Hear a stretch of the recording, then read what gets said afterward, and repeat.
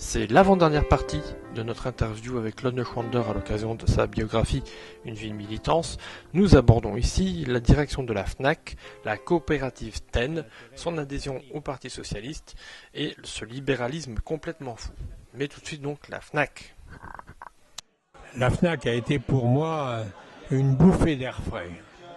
J'ai été extrêmement heureux à la FNAC. C'était à l'époque une boutique excellente dans laquelle il y avait un patron que j'avais été engagé pour le remplacer, mais lui il voulait pas être remplacé. Il ne voulait pas prendre en compte son âge et le temps qui passe. Il a quand même été remplacé, mais avant il m'a créé des conditions telles. Et puis j'avais comme actionnaires les coopératives de consommation qui ont montré là qu'elles n'avaient pas une vraie conception d'un management responsable et qui ont laissé faire des choses inacceptables. J'ai démissionné parce que il est apparu que Essel avait fait écouter les responsables syndicaux de la FNAC. Il y avait une centrale d'écoute des téléphones et que comme c'est le directeur du personnel qui était un des directeurs qui m'était rattaché, qu'il avait découvert, Essel l'avait voulu le virer. Et donc il l'a viré. Et comme les coopératives de consommation ont laissé faire ce licenciement, j'ai démissionné. Donc après sa démission de la FNAC, Claude Schwander fonde TEN. Je me suis donc retrouvé sans le job. J'avais essayé de dire au ministère de l'Industrie que j'étais volontaire pour aller diriger dans une filiale d'électronique et apporter ma compétence mondiale, parce que à la FNAC, j'achetais, j'ai fait je crois 9 fois le tour du monde pour aller acheter partout. Je connaissais, et ça change tellement vite que j'allais perdre. Donc on m'a répondu, on était pourtant en 82, on m'a répondu, monsieur, quand on s'appelle Neuschwander et qu'on a dirigé l'IP, on ne se permet pas de solliciter de la République un poste. Je me suis levé et je suis allé diriger TEN. Donc TEN, c'était... quand je me suis retrouvé seul, j'ai eu la chance d'avoir deux clients internationaux qui m'ont interrogé sur des problèmes sociaux avec des contrats de 6 mois à 1 semaine par mois. 2 fois ça en vie. Je pouvais élever mes enfants, vivre, et il me restait la moitié de mon temps pour développer. Au bout d'1 an, j'avais 10 collaborateurs. Et donc j'ai proposé, pour rester fidèle à mon idée de ne pas faire fortune, je leur ai proposé de devenir une coopérative et donc de tout mettre en commun. Et comme on était 10, on s'est appelé TEN. Et TEN s'est développé. Tous les ans, j'ai été réélu président. C'était un homme, une voix. C'est vrai, on l'a respecté. Mais je me souviens qu'un coopérateur avait dit un jour, un homme, une voix, c'est bien, mais il y en a quand même quelques-uns, pas beaucoup, qui ont des plus grandes gueules que les autres. Et quand j'ai quitté TEN, parce que j'avais 60 ans et que je pensais que c'était d'être très vieux, je me suis fait remplacer par un type formidable, qui est toujours un ami, mais qui, quelques semaines plus tard, a été pris par Martine Aubry comme conseiller technique en matière sociale. TEN faisait beaucoup de social. TEN ne travaillait que pour les coopératives et l'économie sociale et les collectivités locales. Donc c'était très précis. Et donc à ce moment-là, on a fusionné TEN avec une entreprise de la région lyonnaise qui avait un peu les mêmes idées. L'un des points abordés dans le chapitre, c'est son adhésion au PSU puis au Parti Socialiste. Je lui ai demandé donc qu'est-ce qu'un homme comme lui pouvait trouver à faire en tant que simple militant dans un parti. Le parti, c'est une collectivité, donc ça a une force. Moi, je dois dire, même si je trouve que les réunions de section auxquelles je participe à Montpellier ne sont pas à la hauteur de ce qu'elles pourraient être, je suis heureux d'être au milieu de camarades. Je suis heureux de les entendre s'exprimer.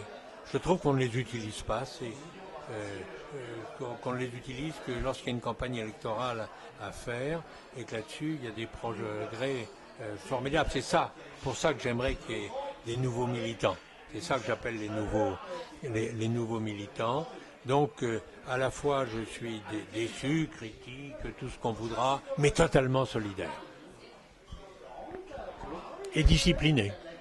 personne ne m'empêche de faire le bouquin. Personne n'a le contrôle sur ce que j'écris. C'est mon 12e bouquin. Donc j'essaie de dire ce que je crois.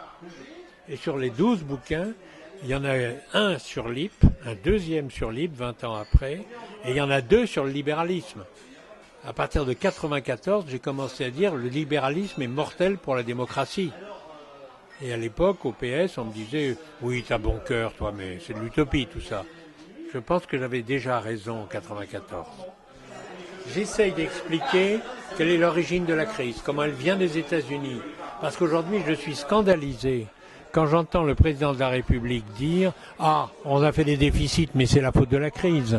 Ah, on a de la dette, mais c'est la faute de la crise. » Parce que la crise, elle n'est pas arrivée comme un orage ou comme la rougeole. La crise, elle est arrivée parce qu'on a mis en place un système libéral. Et ce système libéral, M. Sarkozy a appartenu à ce système libéral. Il a félicité les Américains d'initiatives proprement libérales qu'ils prenaient. Et donc il est responsable de cette crise, comme en sont responsables tous ceux, y compris parfois au Parti socialiste, qui ont dit « mais c'est la pensée unique, on n'y peut rien, il faut l'accepter. La mondialisation, il faut la reconnaître telle qu'elle est. » Alors que si l'on avait fait autrement la mondialisation, qu'en voulant que tout de suite on récupère sur les différences de salaire des marges bénéficiaires honteuses, car c'était une forme d'esclavage que l'on exploitait, eh bien, je dis que la crise, c'est pas un hasard. La crise, c'est la volonté du système des dominants, celui qu'il faut abattre. Et donc cette troisième partie, on ne va pas la reprendre là, c'est les mesures que l'on peut prendre pour rendre ce système de dominants moins efficace, moins implacable, moins dramatiquement casseur de société, casseur de vivre ensemble, casseur d'humanité. Alors, il y a la décentralisation, il y a la taxation des entreprises, il y a la mise au pas des paradis fiscaux, il y a la taxation des cadres, il y a la taxation des dividendes. On va dire que ça fait beaucoup de taxation, mais c'est surtout une simplification des taxations, car le système fiscal actuel, dans sa complexité, permet d'avoir des niches bien inutiles. Je crois qu'il faudrait faire une nuit du 4 août et supprimer toutes les niches. Et puis on remplacera par des subventions les niches. Qu'est-ce que c'est que ce système qui consiste à dire on va réduire les impôts parce qu'on ne veut pas vous financer? C'est complètement con.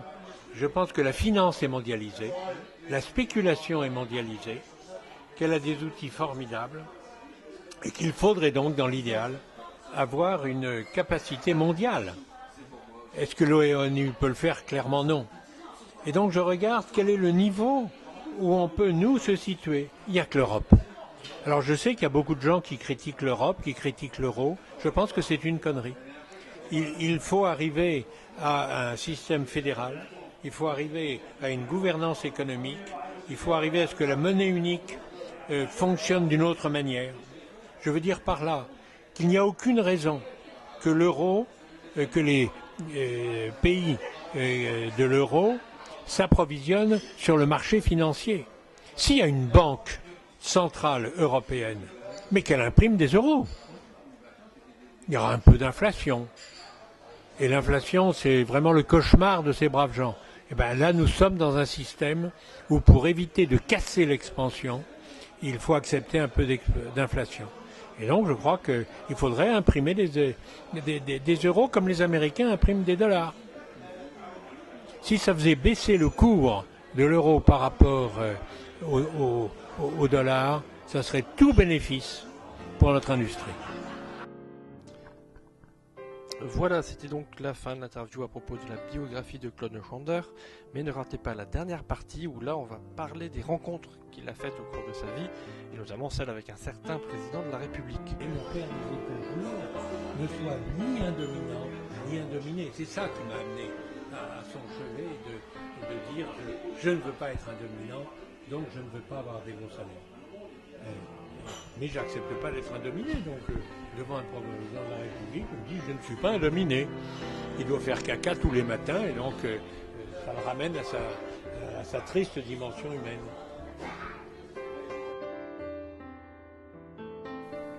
Et ce n'est pas tout, rendez-vous la fois prochaine pour parler de Miles Davis, de Stéphane Hessel, de Valéry Giscard d'Estaing et de bien d'autres. D'ici là, n'hésitez pas à aller acheter le bouquin Une vie de militance, disponible dans toutes les librairies et sur internet.